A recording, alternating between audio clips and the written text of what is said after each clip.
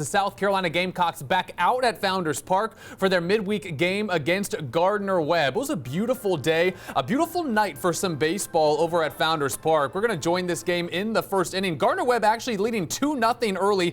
Jace Woida, though, homers to make it a 2-1 game. And Paul Maneri's been talking about getting the bats going. Well, they did that today. Woida was up for second inning, now tied at 2. Max Coffer with his own homer to take the lead. South Carolina going to take the lead here, and they're not going to look back. The very next at bat, it's Woida back at the plate, and he sends it long again.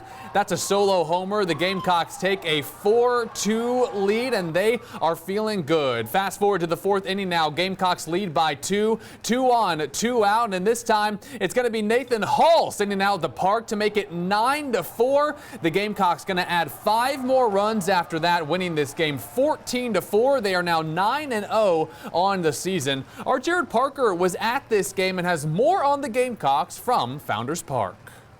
7 innings and 14 runs later, and the Gamecocks stay undefeated as they take down Gardner-Webb. Jace Woida, of course, starring in this game with 2 homers, but it was a special moment for KJ Scobie as he took it the distance for the first time in his young career. Yeah, it was definitely really cool to see that ball go over the fence, which it wasn't really a relief, but glad it happened. Help us win. I didn't even realize that was KJ's first home run. I remember in the preseason, in the inter-squad game, he hit one into the right center field bullpen, so I guess I was thinking that was during the season.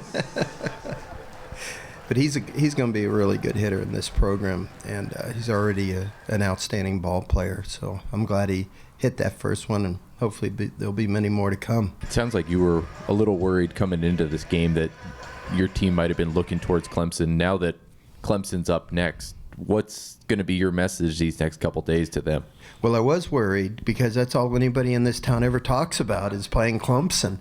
I never see anything like it. It's a new experience for me to I sometimes think that the fans care more about what we do against Clemson than they do what we do in the SEC, which is crazy in a way. It's important to the fans, and it's important to me as the coach. It's important to our players, and we're going to go out there this weekend and do everything we can do to be successful against a really outstanding ball club.